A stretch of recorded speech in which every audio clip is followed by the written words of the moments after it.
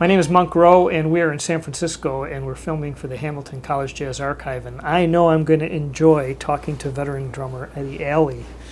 It's very nice to have you here. Thank you very much. And I just learned that you're 91 years young. I'll be 92 in December. Well, congratulations. Thank you. You know, when I came into town and I started talking with different people, guys at the Musicians Union, the name Alley came up right away. So It's a compliment. nice to have you here. Very complimentary.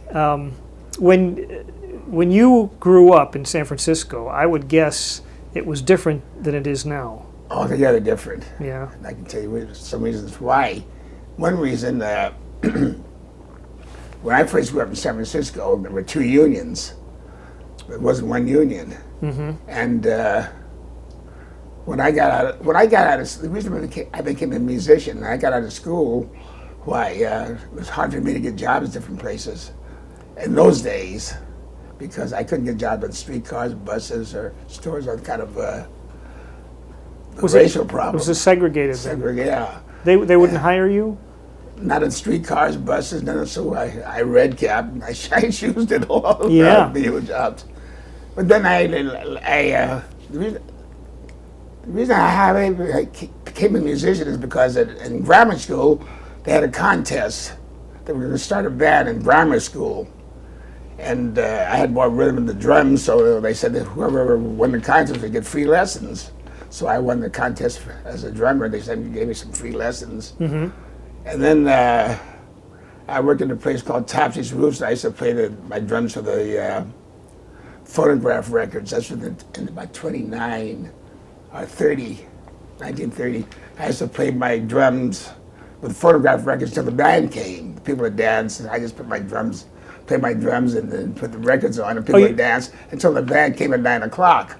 So the union said, Eddie, you have to join the union to do this. You're going to be a union musician. So I went and went to Golden Gate School of Music and studied music so I could pass the test. What was the test like? It was drumming. The union. They make you play like... Yeah, learn how to read. Okay. Readings. That's what they meant, reading. Right. So I took the test and passed, and I came back and played the phonograph record to the...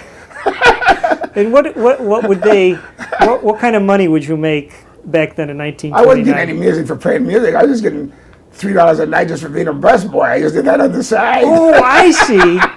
So you were a busboy in the place. That was about 1930, yeah, something like that, 29. So I joined the union in 1930. I see. I was just a busboy. Uh-huh. And, but I always did like music.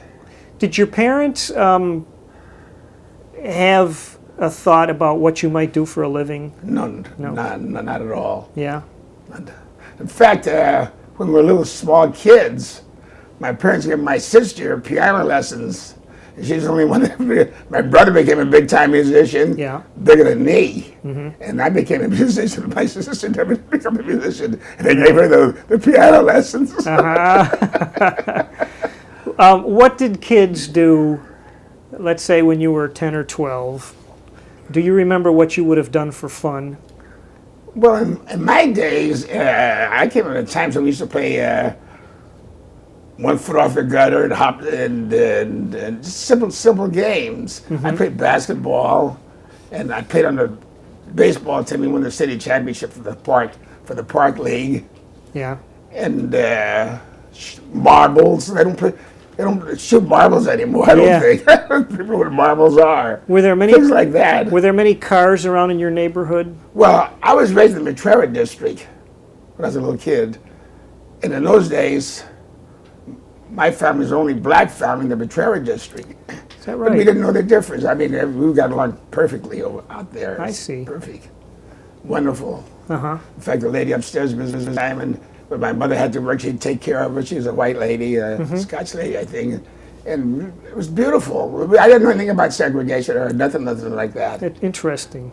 No, I really didn't. And when I went to grammar school, I'm the one who used to get on the platform and say, I pledge allegiance to the flag, given to all the kids when I was in grammar school. Mm-hmm. So I never came in contact with any segregation until I got out of high school.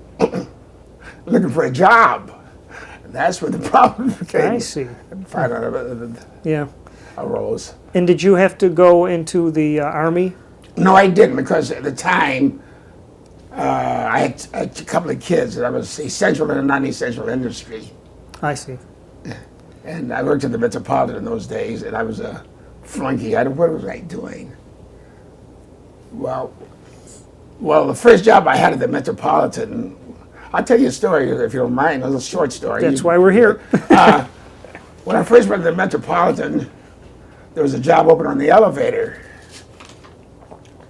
And they said, you can have the job if the uniform fits you. The uniform would have fit him. Oh, fit me like a sack. So I pulled it and made it fit me. And so they said, well, you're never going to get off the elevator because you're colored. I said, well, I need a job. And so I took the job, but about 3 years, whatever my father and mother always told me, whatever you do the best, whatever it is. If it's washing dishes, cleaning the floor, whatever it is, you'd be the best at it. So I did. I was never late. I was never out, and people liked me. You know, I was polite and everything. Mm-hmm. And so about 3 years later, I went to the big boss. He was the head of the 11th Western Station of the Metropolitan Life Insurance Company, and he told me to. I went to him. I said, his name is Mr. North, Henry North. And I said, I would like to get off the elevator. I think I'm capable of doing clerical work, because I went to school. A lot of the kids there, about 10 or 12 of the kids that worked at the Metropolitan Life Insurance Company. And I said, I'd like to get off the elevator and get a clerical job. I know it wasn't the rules, whatever. He said, he kind of liked me. He said, I'm going to send you the personnel manager, and you tell him the story. I went to the personnel manager, and the personnel manager pat me on the back. Eddie, you're a nice guy, boy. The time isn't right now, though, but you're a nice guy. When the time comes, boy, we'll think about you, you know. So he sent me back to the Mr. North, the head guy, and I told him what he said. Mr. North called the personnel manager up and get his. I said, Eddie, I'll get back to you this time. And don't give him a runaround this time. So they took me off the elevator. I got a clerical job. And to make a long story short, I became I got in the payroll division they paid all the agents, you know, because I was pretty good at math. Mm-hmm. I had to take a test too. After about 12 years, I didn't think I could pass, but I passed it because I wasn't any dummy. And I passed the test, and then I became the payroll division for the clerks. I see. And then later on, I had a few little problems with things, and later on became a supervisor in another department when I ended up my career at the Metropolitan. Yeah. Were you while you were doing this? While you're doing this job, you were starting to play drums with different people. What put me over at the Metropolitan was I had a little band, and I paid for their picnics and things. Oh. So that helped me to win the people over and win everybody over. See, music was the thing that helped me. Yeah. In the whole situation. Right. With your band. What kind of songs would you have played? Like Ellington things, or? I played Ellington ballads. I played the number 10 songs. You know, I wasn't way out or nothing like that. I played early dance, we could dance together. Yeah. Oh, people dance together. Yeah, people could dance together. Yeah. The music I played. Right. I played ballads and swing tunes and everything. You know. Yeah. I didn't play nothing way out. Because I had to play for a lot of older people too sometimes. Sure. I never forget one time a woman called me up down around Menlo Park or someplace. She called me on the telephone, and I think I was recommended by somebody. And when I appeared down there and knocked on the door, she was, "You ready, Allie?" I said, "Yeah." She didn't know I was a black kid, you know. Oh. I thought she was gonna die. And I saw these guys with gray hair and tuxedos and things on. But see, that was my thing. I could play these beautiful ballads and the things, you know, Fascination and all those kind of stuff. Yeah. And I had that kind of a band. I didn't play boom, bam, boom, bang, boom, or nothing. I played where they can dance together. I sized the people up Sure. in about 4 or 5 tunes. Guys, where'd you get this band? This is the best band you ever had. Before I left, Mr. Alley, you got this date. Mr. Alley, you got this date. Mr. All Alley, right. you got this date. Excellent. Well, that's a big part of being a successful musician is reading the crowd, Sure. right? Yes. Yeah. And that was one of the first bands that ever, black bands that ever played at any hotels. Mm-hmm. Fairmont, the Mark Hopkins, all of the big hotels. I was one of the first black bands that ever played Yeah. in these hotels. What kind of money would your band have played for? Wherever the union was in those days, union scale. Yeah. I forgot what it was. I forgot what the scale was in those days. It was all right. It was. I should have brought my scale book with me, but I didn't. Well, we could find that out. Yes, We could do some research and find that out. What about the social clubs that were going on at that Well, time? another thing that happened during the war years, a lot of black people migrated from the South here. And a lot of these black people began forming clubs. And I was the #1 band for their clubs because I got them dancing together and dancing in the right way, things like that. So I was booked a year in advance all the time. And then other people heard about, the politicians heard about me, and I prayed for the politicians. Yeah. And they all liked me because I went to school here. I knew everybody, and so it was easier for me to cross over. Were you the like the leader of the band? I was a leader. Yeah, Eddie Alley and his Gentleman of Rhythm. Oh, Eddie Alley and his Gentleman of I Rhythm. don't know if I got a card on me or not. That's what it was. Eddie Alley and his Gentleman Okay. of Rhythm. Did you ever have discipline problems with any of your No, musicians? because I never drank or smoked. I see. Believe it or not. In my day, I didn't even smoke. Uh-huh. I'm one of the rare guys that Wow. never did that. Yeah, because it was just a kind of And accepted I thing, didn't right? allow anybody to get drunk.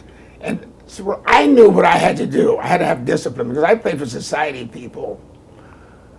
I played for the big politicians. And I couldn't have some guy coming in drunk or unruly and anything like that. I was class.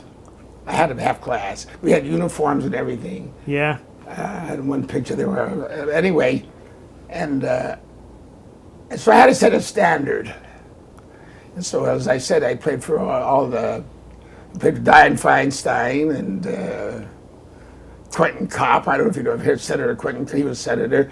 And Phil Burton, he's a senator now, and his brother, Burton's, and all the politicians. I played for all of them. That's what got me started. I see. And I played, and we were disciplined, and we were dressed nice, there was no drinking. We were disciplined, and I played the right kind of music. And that helped me. Did you have singers in the band? I had a singer? girl singer, Yeah. and I used to sing in one of my early days. I can't even talk now. You wouldn't believe it now because I'm hoarse. But I sang a little bit myself, but I hired a girl singer. And I had a nice, we prayed for people to dance together. Yeah. Yeah. I mean, they actually touched each other. Yeah, that kind of thing. Yeah. Wow. Interesting. The North Beach area, was there some kind of problem later on with white bands trying to take the work in that? Well, I tell you, in the real early years, there's a book here. I might have pictures in it, I guess. In 1937, I think.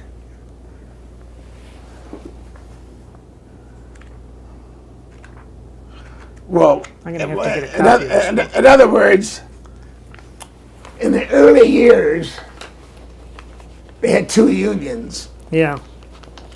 And at one time, a black musician couldn't play east of Van Ness Avenue, the other side of Van Ness Avenue. But I played, it wasn't my band, I was playing with another band, and he had a job playing in North Beach. This was in the real early 30s. It wasn't my band, but I was playing music. And we played over in North Beach, and but the union said we couldn't play there because we were past the boundary. There's a guy named Lou Parenti. He owned a joint on Pacific Avenue. He was like Capone or somebody, I guess. A little tiny, a little Caesar. Yeah. He said, they're going to play here. We played there. And I remember the first movie star I ever met was Lillian Tashman and Edmund Lowe. I don't know if you go that far back in the movies. Lillian Tashman and Edmund Lowe. I was in the early 30s. And so we played at North Beach then. I One see. of the first bands. So this Lou fella, he had the Lou muscle Parenti.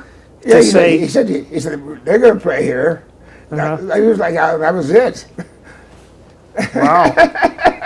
So, and this was obviously this was the white local The white local. that was telling you that you couldn't, Yeah. or the band, that you couldn't do that. Yes, and then later on we amalgamated naturally. Right. You know. I forgot what year. Earl Watkins told you the history about all Earl that. I told me guess. about that. I forgot what year Yeah. and all that, but things changed. Yeah. And he works. He's on the board of directors. Even you know, things changed altogether. Sure. No bitter. I never was bitter about anything. In fact, I never was bitter in my life. I've got as many white friends as I have black friends, and that's what helped me. Yeah. I had a mixed band too. Oh, you had a mixed band? Oh, yeah. Oh, those guys. Well, I grew up that way. I didn't grow up this and that. Yeah. See, I grew up with white kids all my life, and so I was used to it. It didn't bother me. I didn't have any complex or anything. Right. Who were the drummers that you like to listen to? Well, my favorite drummers, I guess. Well, naturally, one of the old ones was Gene Krupa, naturally. Buddy Rich was a good friend of mine. Yeah. And, oh, gee, what's the guy? He played with Dizzy Gillespie. What's his name? Oh, Jesus. There were several of them. In the big band or It in was a the small big band group? area, yeah. Duke Ellington's first drummer. Sam Woodyard? Sam Woodard was one of my favorites. Kept real good time. Yeah. In fact, Clark Terry told me. Did you ever hear of Clark Terry? He's a great trumpet player. Yeah. He's one of my buddies. He's been to our school. He's one of a nice He's man. one of my buddies. Yes, right? He told me Sam Woodard kept a good solid. I like Sam Woodard. Yeah. And Joe Jones. Oh, okay. Papa Joe Jones. Papa Joe. He was one of my favorites. Would any of these fellas, when they came into town, you would have them over to your house? Oh, all of them came over to my house. Yeah. Well, Papa Joe Jones did. Ben Webster did. Dizzy Gillespie did. We had Oscar Peterson over at my mother's house for dinner. You heard of Oscar Peterson. James Moody, I've ever heard of him.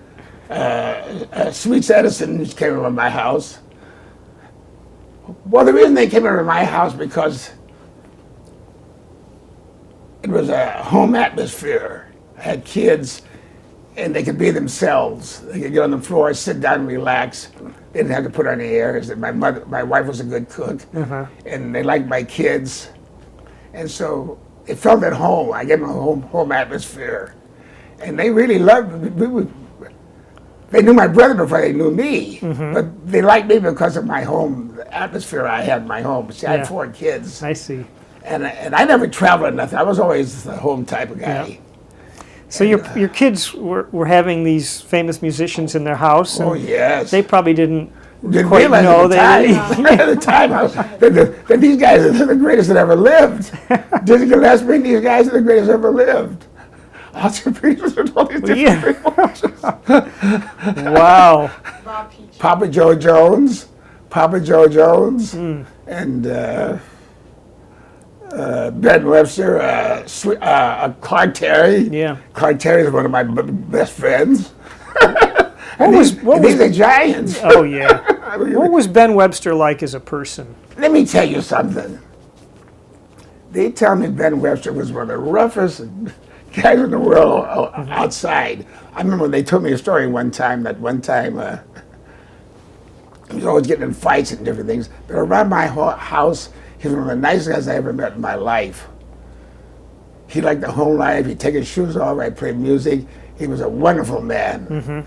But they tell me on the outside, I didn't see this part of it, but they said he'd tear up a joint once in a while. Yeah. But around me, I think that's why he liked me, because I reminded him of his when he was a kid, home life. Yeah. See, I wasn't that great at. That's because I was such a great musician, nothing like that. I was a musician, but I had a good home life. They liked the atmosphere. I brought him in. Yeah. Great.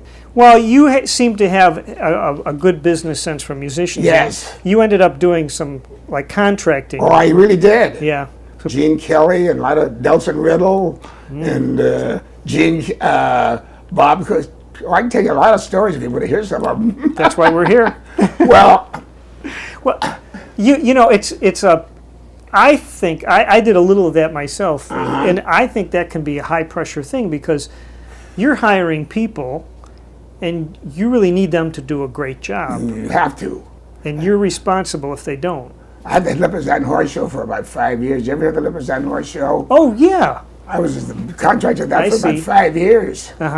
I didn't play now. I wasn't that good. You know, I hired the band. I was a contractor. Right. I did that for about 5 years. Gene Kelly had a show here called Clown Around. Ruth Busby. With Ruth Busby. Yeah, Ruth Busby and somebody else was in it. Anyway, it was played called Clown Around. It played in Oakland Auditorium and played over here at the Cow Palace. But it folded here because the paraphernalia was so extravagant and it was too costly to move.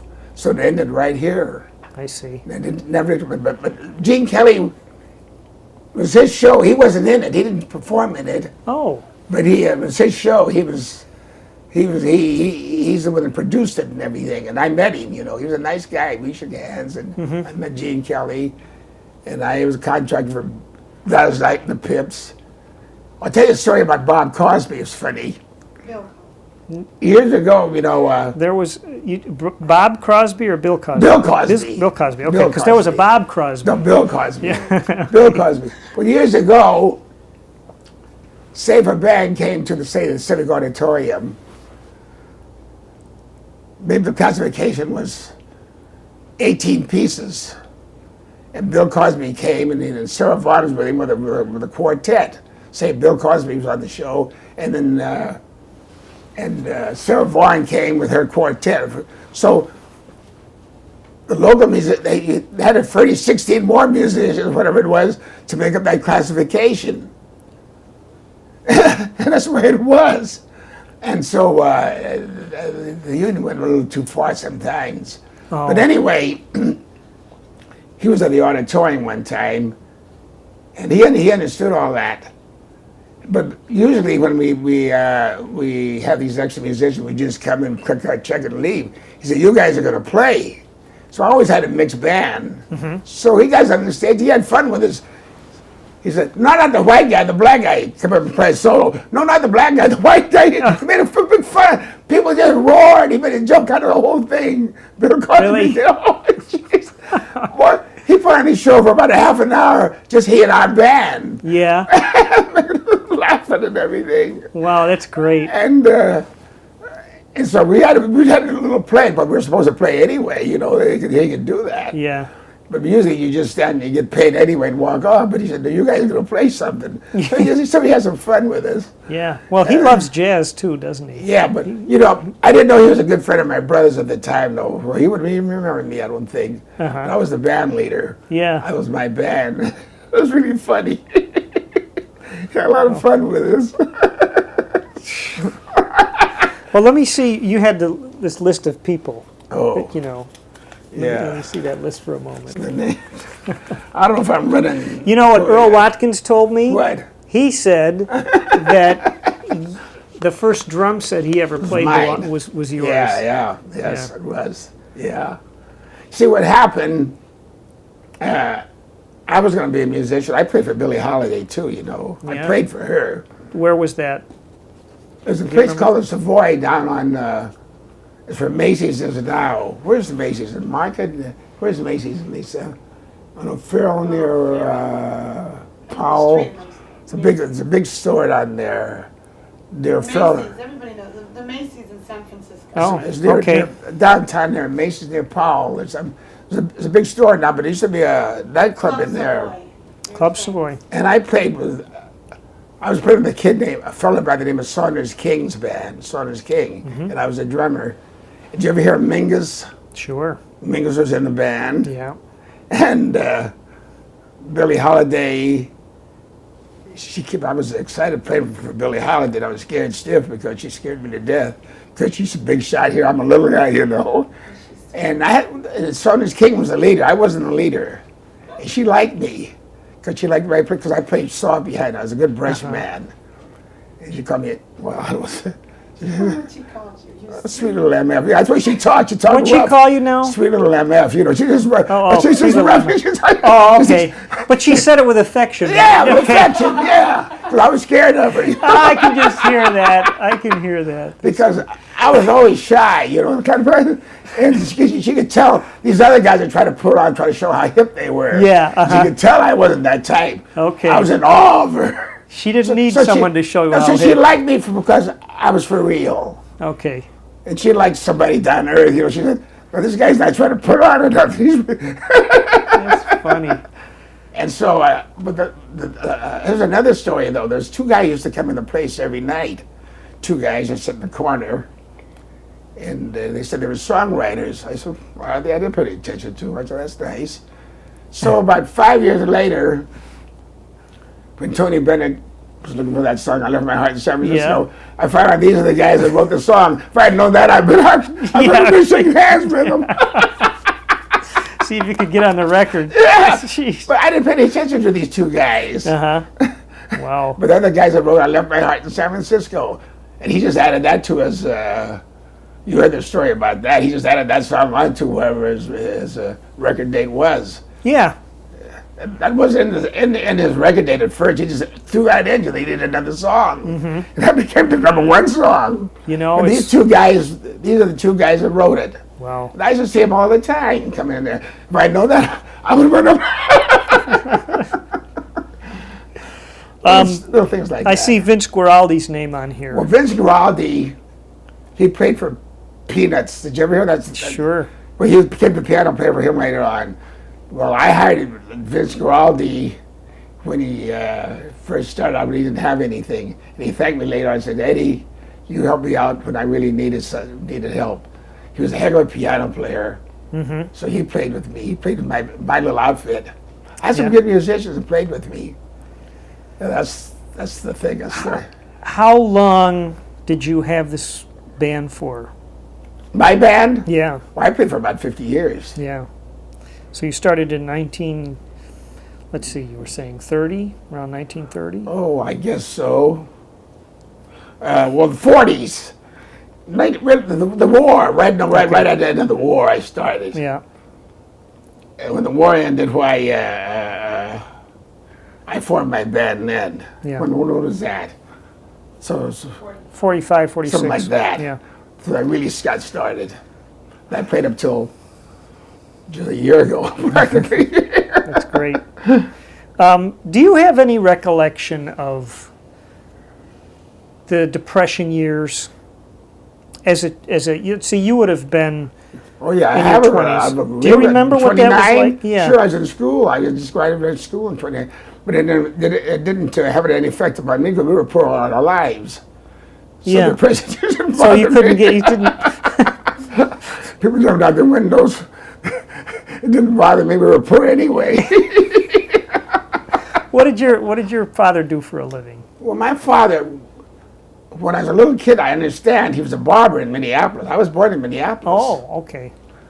But then he came out here, when I came out here, he did menial work, like in barbershop, shining shoes, clean up, Yeah. things like that. Uh-huh. Just menial work. Okay.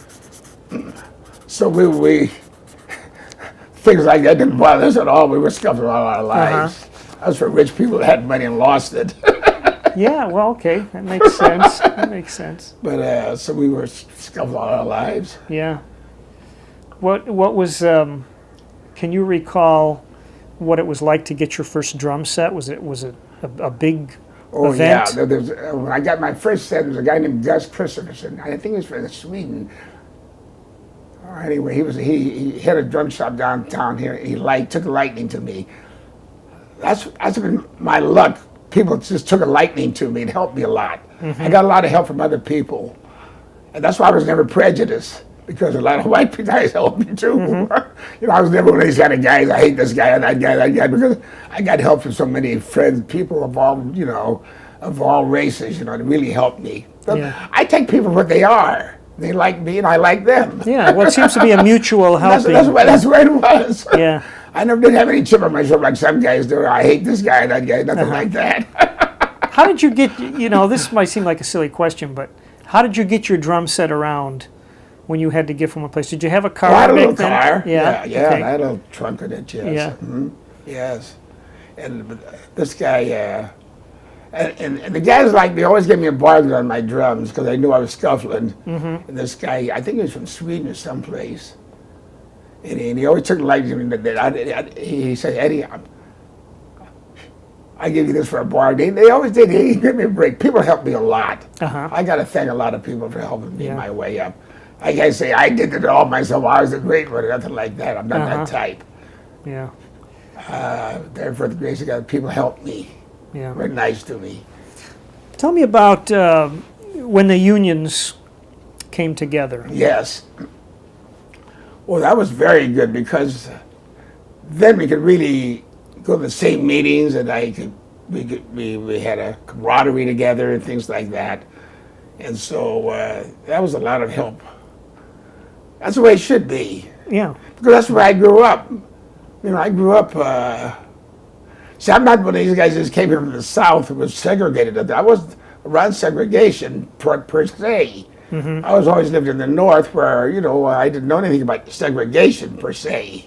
Okay, because the schools you went to were not segregated. All integrated, yeah, all integrated. I might have been the only one there. But no one said you couldn't. That's interesting. But were there Asian families too? Well, where you were? When I went to Polytechnic High School, there was a couple of Asian families. There wasn't that very many here, not like it is now. Oh, boy, so many now. Yeah. But there was a couple. And not too many black kids when I went to Polytechnic. I was the only one that graduated in my class. I see. And when I graduated from high school, we were pretty poor. My mother cried because she didn't get me a new suit. And I said, Mama, don't cry about it. But we were pretty poor. But I was always able to face life the way it is. Uh-huh. And I was never bitter. And how many children? My family was 3 of us. My sister died some years ago. It was 3 of us. My brother. Okay. My brother's a big shot in the not me. I'm the little guy. He's the one who played with the Cut Basie and Lionel Hampton and Sarah Vaughan and all the big people. I just played locally. Okay. I'm the little guy. Yeah, but you had your role. Oh, I did little You had things. your I role did my little number. I said some of the names I met, you know, these people Right. I came in contact with. Right. But I didn't travel like he did, you know, things like that. And the people I did meet really liked me a lot, like Ben Webster and Dizzy.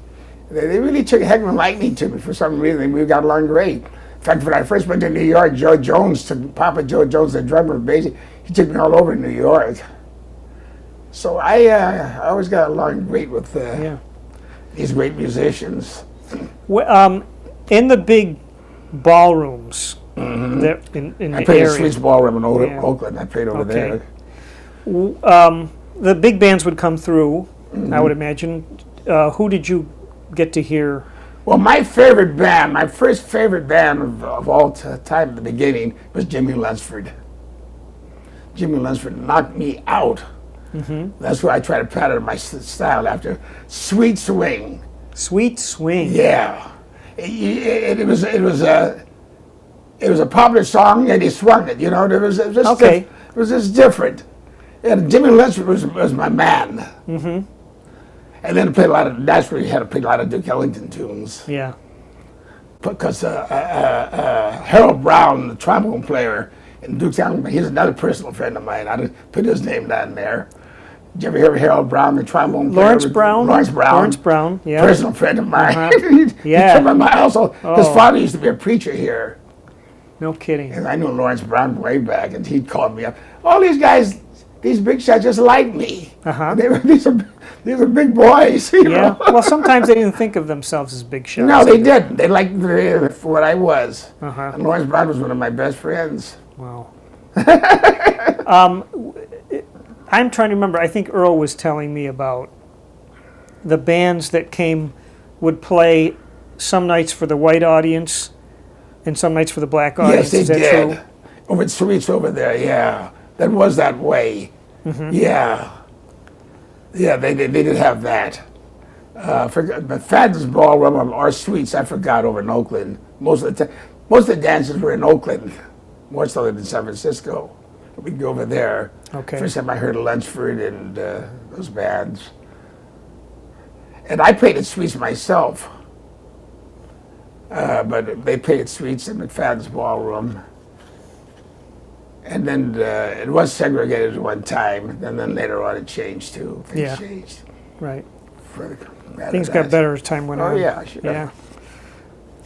What other kinds of jobs did you do over the years that were non-music jobs? Yeah, lots of things. Shine shoes, Yeah. red cap down 3rd and Towns, and then down the train when the trains come in. Uh-huh. Wash windows in the Metropolitan, Yeah. run elevator. Mm-hmm. A lot of menial work.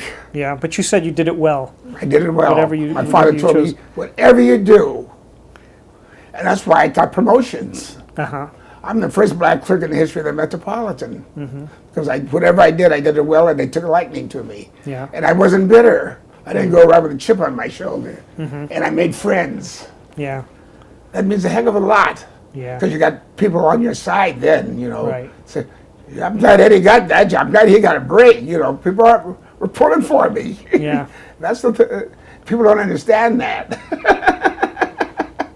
Did you work at any one place long enough to get a retirement type Oh, I thing? retired from the Metropolitan. Okay, Sure. that's good. Glad Sure, to I hear that. retired, I retired in '76. Okay.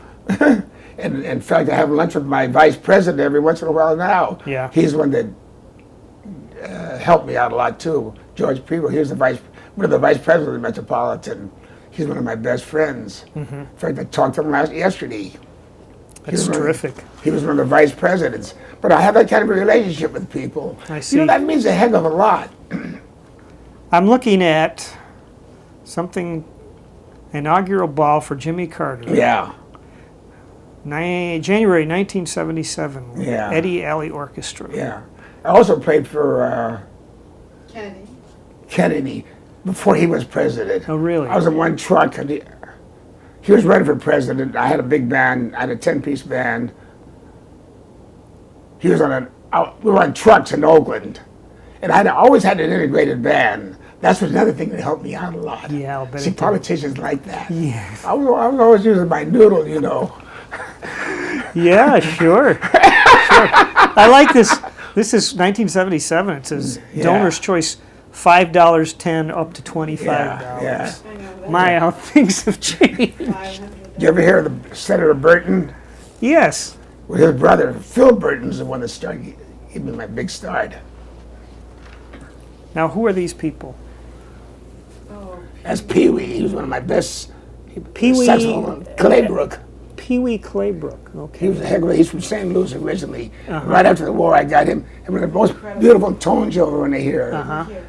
That's what put me over. He had that beautiful tone. So when I played for, before I started playing, a lot of these black bands were playing a lot of loud stuff, blah, blah, blah, blah. And I came along with this stuff where people dance together, smooth stuff with the right tone and everything. And I changed, and things change, you know, for people to dance together. And I was accepted by White Society also. I see. That's why we got to move downtown to the big hotels. Uh-huh. Oh, my. And here's Eddie Alley Day in San Francisco. Well, Willie Brown gave me that, had a day for me, the mayor. Yeah. I played for him when he graduated from law school. Wow. And then the supervisors gave me a proclamation. As I said before, I never traveled on nothing like these other guys and nothing like that. I'm just local. Nothing wrong with that. It's terrific. What are some of the biggest changes you've seen in your life? Not just in music, but Well, one thing's to break down of prejudice. I mean, I think as people get along better now with each other. I'm not saying there's still a little bit left, I guess, naturally, but people don't look at that as much anymore. You got people working all together. All races are working together now. I remember I was a heck of a baseball player when I was a kid. I didn't have a chance to become a baseball player. that's right. Jackie Robinson hadn't come along yet. It was only 40. Gosh, when was that? 1943 or something. Don Barksdale was about the second or third basketball player in pro basketball. Personal friend of mine. Who was that? Don Barksdale was his name. Okay. And we thought that was a breakthrough. And now look at it. Yeah. Now look at it. So I've seen all these changes. Yeah. But these guys don't realize that. I mean, some of these guys, they throw their money away. They ought to pull their money and help other people. All these rich guys making all this big money. They don't realize, boy, how fortunate they are. We didn't have the breaks they're getting now. Yeah. Well, they get the breaks because of their ability, but we couldn't do that. Yeah, I see. You didn't even have the opportunity. No, these guys, geez, they're in everything now. There's lots more freedom and everything. It's a heck of a lot of changes. Yeah. And this city has grown quite a bit. Oh, since- sure. Yeah, they're different. The The first black mayor, I remember Willie Brown, when he used to come around and holler, "Hey, Eddie," blah, blah, blah, before he became mayor. Now he's the mayor of the city. And I played for a lot of these politicians and things. Yeah. The world's changed quite a bit. Yeah. What's happened to the cost of living Oh, it's terrible. over the years? Terrible. Boom. The thing of it is, the guys who retired are having a tougher time, though, because the little pension I get is running out. Yeah. Because the cost of living is so much higher now. But I can still make it. I got good kids that help me a lot. My daughter and my 3 boys. I got wonderful kids. Do they all live Well, they were Here. around here, yeah. around here? My daughter's a bilingual school teacher. She went to University of Madrid in Spain 1 year. Wow. Exchange student. I'm proud of her. Great. All my kids I'm proud of. Uh-huh. Well, I bet I try to set a the good feeling's example. mutual too. Well, try to set a good example for them. Yeah. Yeah. Did you have a role in helping Vernon get started in music? At the beginning, yes. Oh, Yeah. yeah, but I'm the first one to introduce music to my house. Uh-huh. I'm the first one that bought a phonograph that I had to play records on. Yeah. And then I was the first one to get into music. I won this drum contest at grammar school at Webster. Yeah. Then he went to Commerce, and but he had so much talent. He passed people like I was standing still because he went with all the big bands later on. You should have asked him for a cut. 'Cause, Well, you I know, didn't. I wanted a different lifestyle anyway. Yeah. I like my lifestyle better. Yeah. I had a family, my kids. I did what I wanted to do. Right. I didn't want to travel with big bands or nothing like that. It's nice to say that, but I'd rather have my home life and my family the way I have. I wouldn't trade places. That's good. I don't know if you get anything out of my interview with me because I'm not like these other guys, a big shot or nothing. But Yeah. I knew a lot of them. Yeah. Wow. Oh boy. Well. Yeah, Grover Mitchell, Yeah. Jerome Richardson, Marshall Royal, Ernie Royal. Did you ever hear Ernie Royal? Sure. But during the war years, my brother and Ernie Royal and Marshall Royal, they were in the Navy. And they stayed here, and then they'd come to San Francisco when the kids were gigs. So I was working at a place called the Club Alabama. So they'd play with me, the Club Alabama. So all these great musicians played with me. Wow.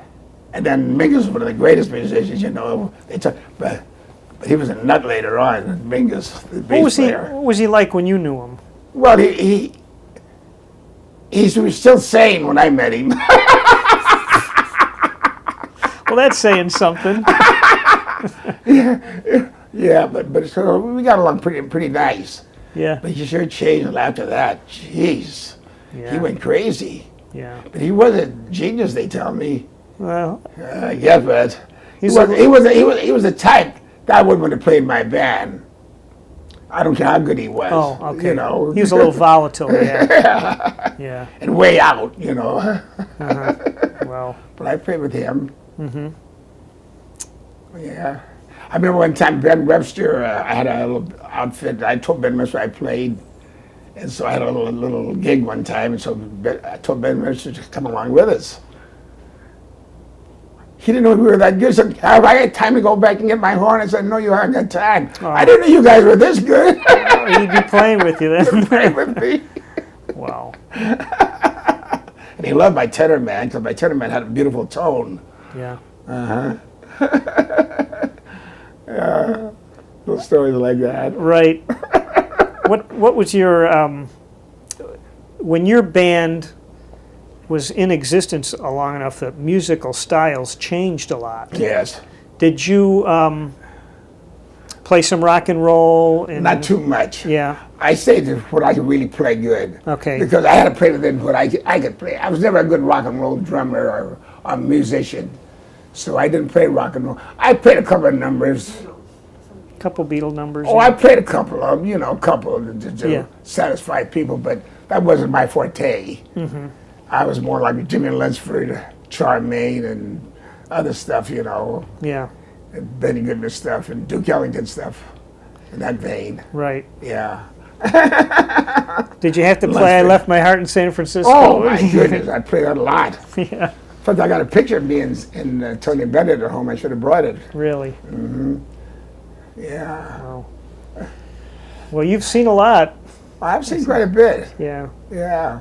For a guy going on 92. Mm-hmm. How do you spend your time now? Well, right now, the last year or two, I kind of went down. My health kind of went down a little bit. I was very active. Yeah. But the last few months, I few little problems. Yeah. But I try to keep my sense of humor anyway. Well, you have that, that's for sure. That's great. Yeah. Can you think of anything else that I should be asking you about? Or I got some wonderful kids. All my kids are good kids. Mm-hmm. I'm glad of that because that's why I'm glad I stayed home and didn't travel because. Yeah, because otherwise they'd grow up and you wouldn't. I benefited of having good kids, 3 boys and a girl, and they all turned out to be good kids. If I traveled, I know some guys don't even know who their kids are. Yeah. And I had a home life all my life. Right. And that's what I wanted. Mm-hmm. I wouldn't trade places with my brother for nothing. Although my brother was a big shot but I wouldn't trade places. I'd rather have what I have. Yeah. My daughter, my 3 boys, and Best of both worlds. Yeah. Yeah. Yeah. You got to rub elbows with all the great musicians. Been the best. And, I know how you feel because I'm meeting people like you, and I've met some of those other people, and it's a great thing to be able to do. I'm like the bear. I'm nowhere. Oh! I think you're a little too modest. Well, yeah. Guy flew me down to, who's the guy that owned, he used to be a publisher of the paper, of the Chronicle. Oh, he was a big shot, a publisher. And he heard my band one time, and his town's named after him down around L.A. Hearst? No, what's his name?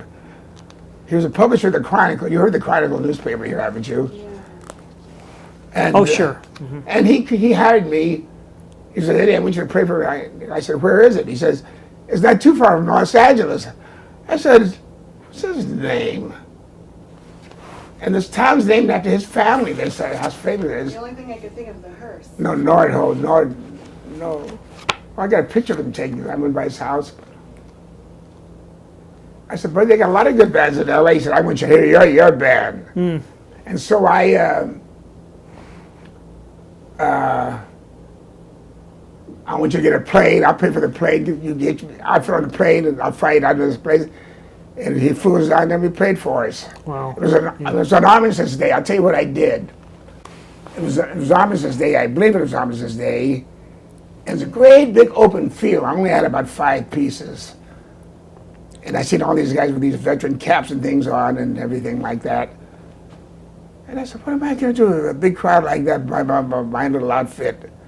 So I played Roses of Picardy and My Buddy.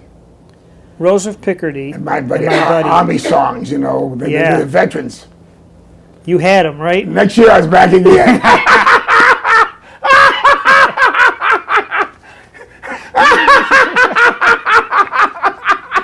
You figured it out immediately. See, I could have played bam, boom, boom, boom, boom. And they said, what was they doing? I wouldn't even know that was there. But Yeah. I played something that touched them. Connection. Yeah, make that connection. That's the thing you have to do. You know, this has really been fascinating talking to you. Well, I hope you got something out I'm of it. so glad 'cause I that you didn't were able travel to like come. these other guys That's did. all right. That's all right. You know, it's not just the really, really big name Yeah. people who have the stories. Yes.